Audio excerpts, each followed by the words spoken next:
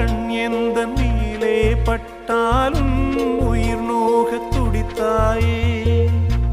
உலகத்தின் பந்தங்கள் எல்லாம் நீ சொல்லி தந்தாயே.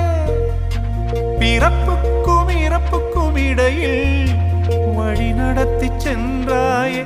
உனக்கே ஓர் தொட்டில் கட்டி நானே தாயாய் மாறிட வேண்டும். ஆராரிராரோ நான் இங்கே பாட, தாயே நீ கண்ணுறங்கு, என்னோட மடி சாய்ந்து